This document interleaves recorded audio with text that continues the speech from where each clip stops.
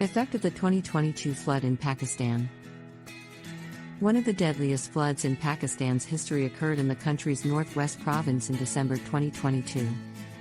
It caused extensive property damage and left many residents homeless.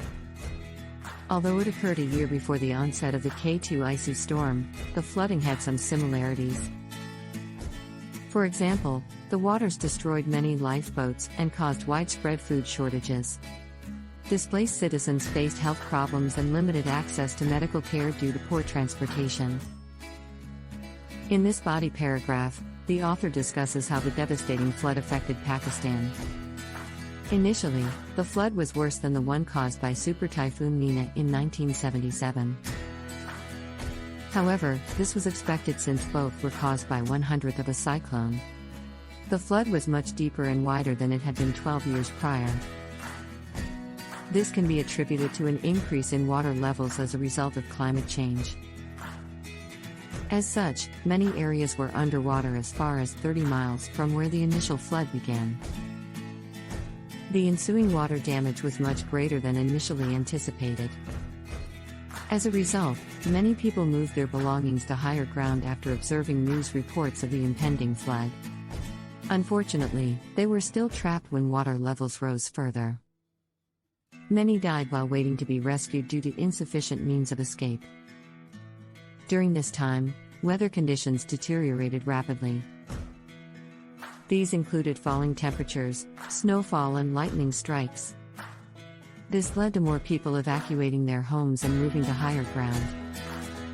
Unfortunately, many of these areas were underwater when they reached them. As a result, only those in boats survived this part of the crisis, though they were also trapped by waist-deep water. Some boats capsized due to strong winds and excess water pressure, leaving those aboard to drown or be stranded on dry land for weeks at a time.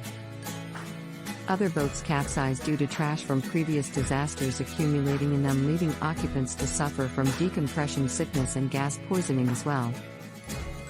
Overall, thousands perished before rescue teams arrived on scene 6 weeks later, when water levels had dropped enough for boats to travel through again.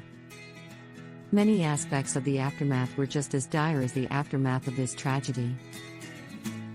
By that point, television stations were interrupted by government requests for citizens to donate food and supplies to flood victims. Unfortunately, government warehouses were inundated with far more items than they could store or distribute effectively.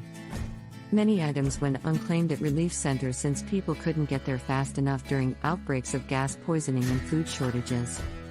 Displaced citizens had no place to go for medical treatment since hospitals were inundated with dead bodies, and living patients alike struggled through waist-deep water to reach medical centers.